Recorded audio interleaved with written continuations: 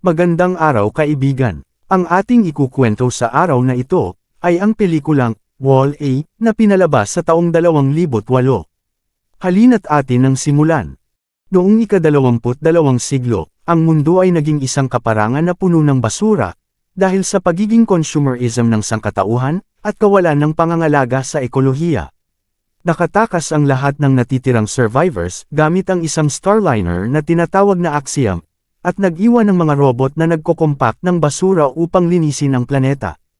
Sa kasamaang palad, ang paglilinis ay isang kumpletong kabiguan. Pagkalipas ng 700 taon, mayroon na lamang isang robot na natitira sa mundo, na si Wall-E. Si Wall-E ay nagpapatugtog ng musika habang siya ay nagtatrabaho, at pinananatili niya ang isang ipis bilang kanyang tanging kasama. Sa tuwing makakahanap siya ng isang kawili-wiling bagay, ay dinadala niya ito pabalik sa bahay niya, na isang lumang tagapag-angat ng basura. Kasama sa kanyang mga koleksyon ang isang lumang pelikula, at ang panunood nito ay nag-iinganyo sa kanya, na magkaroon ng minamahal upang makapaghawak ng kamay. Tuwing gabi, o sa tuwing may sandstorm, natutulog si Wall-E sa sarili niyang mga stand, sa pamamagitan ng pag-transform sa isang cube. Kapag kailangan niyang mag-charge, ay kumukuha siya ng enerhiya sa sikat ng araw. Isang hapon, pagkatapos magkaroon ng problema sa fire extinguisher, ginamit niya ang kanyang laser upang humiwa. Nabuksan ang refrigerator at laking gulat niya nang makakita ng halaman, inilagay niya ito sa loob ng isang sapatos at inuwi niya sa bahay. Nang siya'y malapit na, may nakakuha ng kanyang atensyon, isang maliit na pulang tuldok ang biglang lumitaw sa lupa. Si Wall-E ay nagsimulang sundan ng gumagalaw na ilaw, ngunit ang isang tuldok ay biglang dumami. Napansin ni Wall-E na ang mga ilaw ay nagmumula sa isang papalapag na rocket, at nagmamadali siyang magtago sa loob ng isang butas, at pinagmamasdan ang paglapag ng rocket, pagkatapos ay may lumabas na isang moderno na robot, na ang pangalan ay Eve. Agad na nagsimulang lumipad si Eve, at tila may hinahanap sa paligid. Habang si Wall-E ay pinapanood siya, at sinusundan kung saan-saan, kahit na siya ay natatakot, sa tuwing may binabaril si Eve dahil sa nakakarinig siya ng ingay. Samantalang ang ipis ay hindi natatakot kay Eve, at nagawa pa nitong lumapit sa kanya. Sa paglapit ng ipis, ay agad itong binaril ni Eve, pero napagtanto na ang ipis ay isang inosenteng nilalang. Ang ipis ay nagsimulang gumapang sa katawan ni Eve kaya siya'y napahagik-gik, at nang makita iyon ni Wall-E ay napahagik-gik din siya. Sa sandaling marinig siya ni Eve, ay binaril siya nito at nailigtas lamang ni Wall-E ang kanyang sarili sa pamamagitan ng pagiging isang cube. Iniscan siya ni Eve, at nakumpirma ng kanyang scanner na isa lamang siyang robot na naglilinis. Hindi siya pinagkaabalahan ni Eve, at ipinagpatuloy ang kanyang paghahanap. Hindi sumuko si Wall-E, at patuloy niyang sinusundan siya. Sinusubukan niya na mapabilib si Eve, sa pamamagitan ng mga regalo at mga trick, pero hindi siya nagtatagumpay. Si Eve ay nakatuon sa kanyang paghahanap, ngunit nadidismaya siya dahil wala siyang mahanap. Nang hindi sinasadya ay napadikit siya sa magnet crane, at winasak niya ito at ang buong makina ay nasunog. Nakikita ni Wall-E na masama ang loob niya, kaya nilapitan niya ito upang aliwin, sa wakas ay nakuha ang kanyang kalooban. Sa sandaling iyon, may paparating na isang sandstorm. Nagsimulang magpanik si Eve, ngunit mabilis siyang isinama ni Wall-E sa kanyang tahanan. Ipinakita niya sa kanya ang lahat ng mga cool na bagay na mayroon siya, at talagang alam ni Eve kung paano gamitin ang ilan sa mga ito, gaya ng pagbuhay ng apoy sa isang lighter. Nang ipakita sa kanya ni Wall-E ang kanyang pinakamamahal na pelikula, si Eve ay ini-record ito. Pagkatapos ay sinubukan niyang kopyahin ang mga sayaw ni Wall-E, ngunit aksidenteng tinamaan ni Eve si Wall-E. Si Wall-E ay tumalsik sa pader, at nawasak ang ilang parte niya, ngunit hindi nag-aalala si Wall-E, dahil marami siyang spare parts para ayusin ang kanyang sarili. Gustong subukan ni Wall-E na hawakan ang kamay ni Eve, ngunit iniwas ito ni Eve. Sinubukan ni Wall-E na mapabilib si Eve sa pamamagitan ng pagpapakita sa kanya ng halaman. Agad ni Eve kinuha ang halaman at inilagay sa loob ng kanyang katawan, bago pumunta sa capsule mode. Lumalabas na ang buhay na halaman ang kanyang layunin. Nagiging desperado si Wall-E, at ginagamit niya ang lahat ng paraan na naiisip niya upang subukang gisingin siya. Gaya ng pag-iwan sa kanya sa ilalim ng araw, upang makakuha ng enerhiya, kahit na isama siya sa pakikipag-date, ay walang gumagana. Sa kalaunan ay sumuko si Wally at bumalik sa trabaho, huminto siya saglit upang tumingin sa lighter para alalahanin ang panahon nila ni Eve. Nang biglang dumagundong ang paligid at ito'y nakakuha ng kanyang atensyon, nakita niya na bumalik ang rocket at kinuha si Eve. Tumakbo si Wally sa rocket, at humawak sa rehas nito para makasama siya. Ang rocket ay umabot sa kalawakan, at si Wally ay namangha sa lahat ng kanyang nakikita. Ginagamit din niya ang pagkakalapit sa araw upang ganap na mag-recharge. Sa kalaunan ay nahanap nila ang Axiom, na nagtatago sa isang kalawakan na malayo. Isang grupo ng mga robot sa paglilinis ang tumatanggap ng rocket, upang linisin ang lahat ng potensyal na kontaminasyon. Sinubukan ng isang maliit na robot, na si Mo na linisin si Wally, ngunit nang kunin ng ibang mga robot si Eve, ay agad sinundan ito ni Wally, na nag-iiwan ng bakas ng putik. Nangangahulugan ito, sa paglinis ni Mo sa kanyang bakas. Nakarating sila sa isang koridor, kung saan natuklasan ni Wally ang katotohanan sa kalagayan ng sangkatauhan.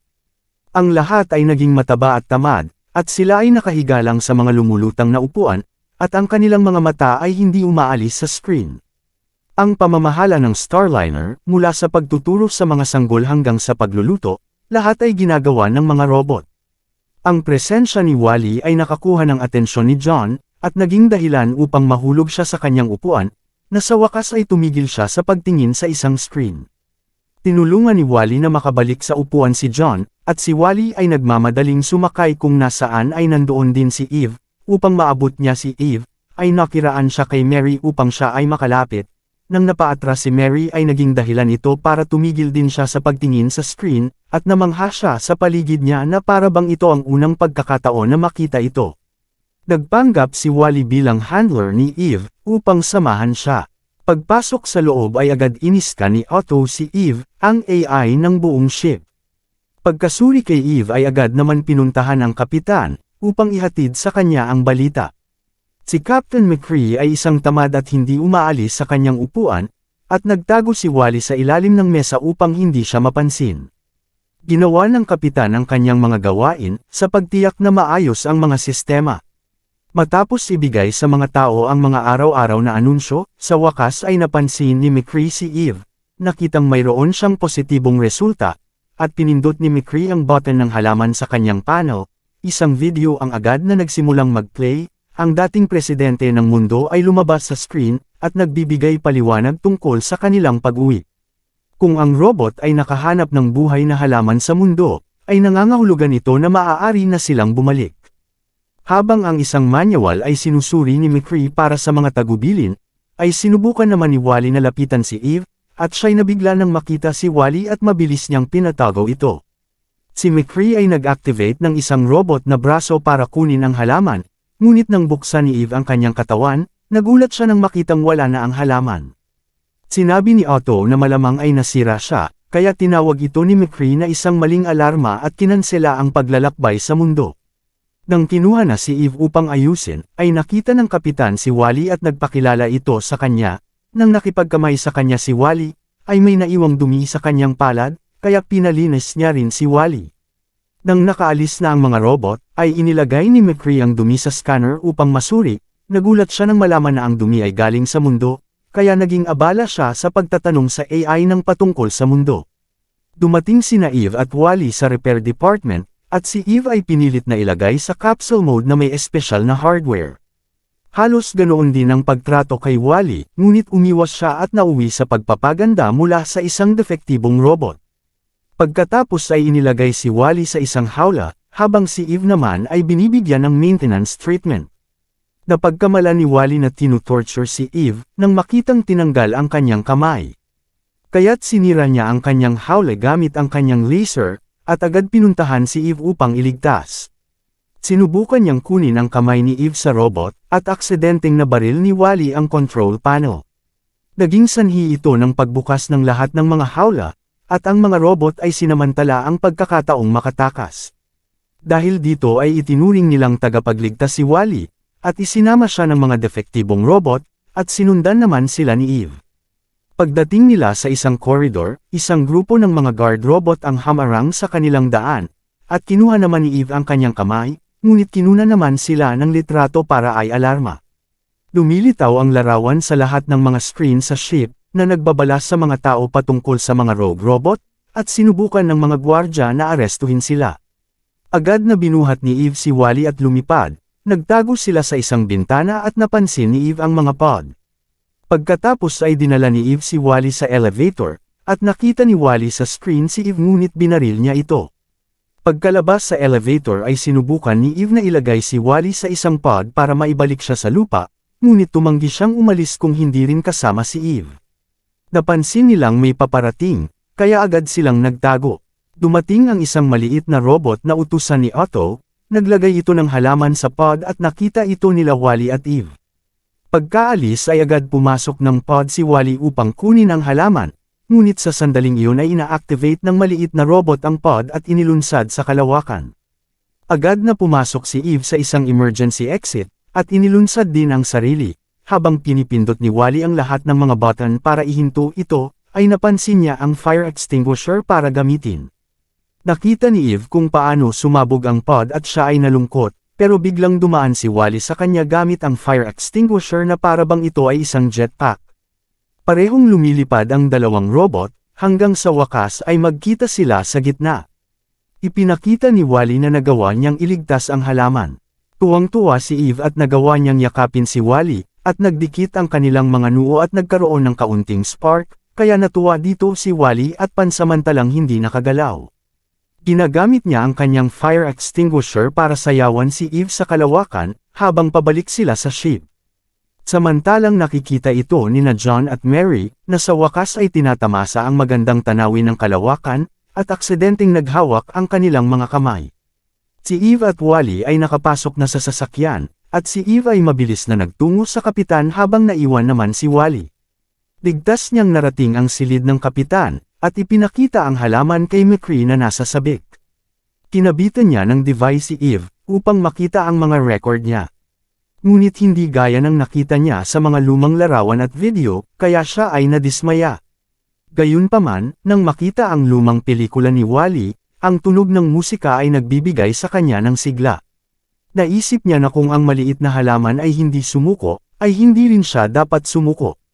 Na ang pelikula ay umabot sa bahagi tungkol sa paghawak ng kamay, si Eve ay nagsimulang mag-isip tungkol dito. Gayon din naman na nakita niya ang lahat ng mga bagay na ginawa ni Wally para sa kanya, habang siya ay nasa mode capsule. Samantalang sinubukan ni Wally na sundan si Eve, sa pamamagitan ng pagpasok sa isang trash chute, at nasusundan siya ni Mo. Sinubukan ng kapitan na bumalik ang sasakyan sa mundo, ngunit pinigilan siya ni Otto at hiniling ang halaman. Tumanggi si McCree at humingi siya ng paliwanag, kaya nag-play si Otto ng isa pang video. Ang presidente ng mundo ay nag-anunsyo na ang programa ng paglilinis ay isang pagkabigo, at ang mga antas ng toxicity level ay ginagawang hindi kayang mabuhay sa mundo. Na nangangahulugan ito, na ang proyekto sa muling pagsasaayos ay kinansela. At inilalagay ang ship sa direktiba ng A113 sa walang hanggang autopilot, upang ang mga tao ay manatili sa kalawakan. Loyal si Otto sa A113, at iyon ang dahilan kung bakit kinuha nito ang halaman mula kay Eve. Napansin ni McCree na ang video ay nasa 700 taong gulang na, nangangahulugan na ang impormasyon ay luma, nagpapatunay na ang buhay ay posible na sa mundo, ibig sabihin ay ligtas nang bumalik dito. Tinawag ni Otto ang maliit na robot upang pigilan sila, at kinuha ng maliit na robot ang halaman. Pero inutusan ni McCree si Eve na bawiin ang halaman, at ang robot ay inihagis ang halaman sa trash pipe. Ngunit sa sandaling iyon, ay umaakyat si Wally sa trash pipe kaya napunta sa ulo nito ang halaman. Sinubukan ni Eve na lumapit kay Wally, ngunit napigilan siya ng maliit na robot, kaya itinago ni Wally ang halaman sa loob ng kanyang katawan. Ngunit kinuryente siya ni Otto at itinulak siya sa tubo, at si Eve ay inilagay sa capsule mode at inihagis din. Pagkatapos ay ikinulong ni Otto si McCree sa kanyang silid upang patahimikin siya. Nagising si Eve sa tambakan ng mga basura, salamat sa mga daga at napindot ang kanyang button. Dito ay kinukompress ang mga basura at ginagawang cube, upang itapon ang mga ito sa kalawakan. Sina Eve at Wally ay parehong nasa loob ng cube, gamit ang kanyang baril, ay pinalaya niya ang kanyang sarili, ngunit hindi sapat ang kanyang lakas para hilahin din si Wally palabas, at ang cube ay tumilapon na sa kalawakan. Ngunit biglang sumulpot si Mo, at na-stuck ito sa inner door. Ang lakas ng pagbuga sa inner door ay nakatulong kay Eve na ilayo si Wally sa kalawakan, at lumipad siya pabalik para hawakan si Mo. Napansin ng mga basurang robot na may problema, kaya agad nilang isinara ang mga pintuan sa labas, tinulungan nila ang tatlo na makabalik sa loob, pero hindi gumagana ng maayos si Wally, kaya naghanap si Eve ng mga chips para ayusin siya. Sa kasamaang palad, walang tumugmang piyesa kay Wally, dahil ito ay makalumang robot. At inabot ni Wally kay Eve ang halaman, pero tinapon lang ito ni Eve at hinawakan ang kanyang kamay. Ngunit itinulak ni Wally ang kamay ni Eve at kinuha muli ang halaman, at pagkatapos ay ipinapakita ang lighter at sinabing Earth. Napagtanto ni Eve na pag naibalik nila ang halaman sa ship, ay babalik ito sa mundo, kung saan magkakaroon ng mga kinakailangang bahagi upang ayusin siya. Kaya kinuha niya si Wally upang lumipad pabalik sa itaas, at isinama naman ni Wally si Mo. Nakita sila ng isang bantay at itinaas ang alarma, ngunit itinulak ito ni Eve sa isang kwarto at nagpatuloy, habang sinusundan siya ng iba pang mga rogue robot. Nakikita ni Otto ang lahat sa mga screen at nag-activate ng maraming bilang ng mga bantay. Nakikita rin ni McCree ang lahat ng ito, at sinimulan niyang kalikutin ang control panel para makagawa siya ng transmission. Nakita ang kapitan sa buong ship, at itinuro ang lugar kung saan dapat ilagay ang halaman. Habang nakikinig sila Eve at Wally, ay di nila namalayan na maraming mga robot na gwardya ang nasa harapan na nila. Gayunpaman, ang mga rogue robot ay agad na nagsimulang makipaglaban sa mga gwardya, upang linisin ang daan para sa kanilang tagapagligtas. Samantalang, inilagay ni McCree ang larawan ng halaman sa screen at tinawagan si Otto, na nagpapanggap siya na hawak niya ang halaman. Sa sandaling pumasok si Otto sa silid, tumalon si McCree dito upang labanan ito. Habang nagpapanbuno sila ni Otto, ay di sinasadyang nasipa niya ang maliit na robot sa bintana. Pagkatapos ng maraming paghila, nagawa niyang maabot ang control at i-activate ang traveling mode ng sasakyan. Ngayon ay sinimulan na ng mga robot na ihanda ang mga tao sa isang paglalakbay pabalik sa lupa. Ang espesyal na kapsula para sa halaman ay lumabas sa gitna ng ship, ngunit nang maabot na ni Wally ang kapsula, ay itinulak ni Otto si McCree at tinagilid ang sasakyan para mahulog ang halaman. Ngayon nahuhulog ang lahat ng mga tao sa kanilang mga upuan, at kinailangan magtulungan nina Mary at John para iligtas ang isang grupo ng mga sanggol. Nagsisimula ring mahulog ang dalawang transporting couch, ngunit pinigilan ito ni Eve bago pa ito tumama sa mga tao. Isinara ni Otto ang espesyal na kapsula, pero pinigilan ito ni Wally at siya'y unting-unti nasisira. Nang makita ito ni McCree, siya'y nagsumikap na tumayo, upang pigilan si Otto at patayin ito ng tuluyan. Pagkatapos ay ibinalik ng kapitan ang pwesto ng sasakyan, at agad naman pinuntahan ni Eve si Wally upang iligtas at sumigaw siya ng halaman. Hinanap ni Mo halaman at nakita niya ito, ang mga rogue robot at ang mga tao ay nagtutulungan upang makarating ang halaman sa kapsula. Nang nailagay ni Eve ang halaman sa loob ng kapsula, ay nakalaya naman si Wally mula sa pressure nito, ngunit siya ay sira na-activate nito ang programa na magbabalik sa ship sa mundo, at ang sasakyan ay makakarating sa loob lamang ng 10 segundo sa pamamagitan ng isang hyperjump. Pagdating nila, dinala agad ni Eve si Wally sa kanyang tahanan at inayos siya, pagkatapos ay agad siyang nagbutas ng kisame upang makapag-recharge si Wally. Nagising si Wally, ngunit nalungkot si Eve nang makitang hindi siya nito nakikilala, kahit na ipinakita niya sa kanya ang kanyang mga koleksyon at ang pelikula. Tila nawala ang memorya at personalidad ni Wally, at nagsimulang siyang magtrabaho tulad ng isang regular na robot. Nilapitan siya ni Eve para magpaalam, sa pamamagitan ng paghawak sa kamay niya at nagdikit muli ang kanilang noo, na binigyan siya ng konting electric keys.